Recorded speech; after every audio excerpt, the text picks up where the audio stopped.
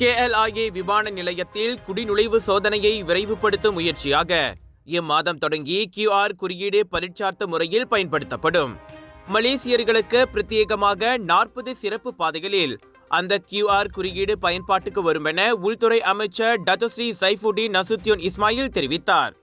KLIA 1, KLIA 2 என 2 முனையங்களிலும் புறப்படும் மற்றும் வந்திறங்கும் பகுதிகளில் அச்சிறப்பு பாதைகள் அமைக்கப்படும். இந்த QR குறியீட்டு முறையை பயன்படுத்துவதன் வாயிலாக குடிநுழைவு சோதனை 5 முதல் 7 வினாடிகளில் முடிந்துவிடும்.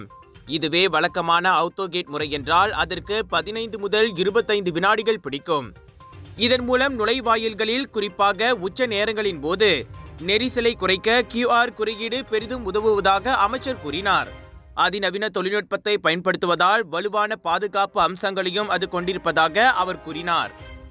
QR முறையின் கீழ் பயணிகள் தங்களின் கடப்புதல் புத்தகத்தை வெளியில் எடுக்க தேவையிருக்காது. என்றாலும் பயணம் நெடிகளும் கடப்பிதழை அவர்கள் கட்டாயம் உடன் கொண்டு செல்ல வேண்டும். என்னதான் QR முறை அமலுக்கு வந்தாலும் மெனுவல் சோதனை முகப்பிடங்களும் அவுட்டோகேட் வசதியும் வழக்கம் போல பயன்பாட்டில் இருந்து வரும் என சைஃபுடின் கூறினார்.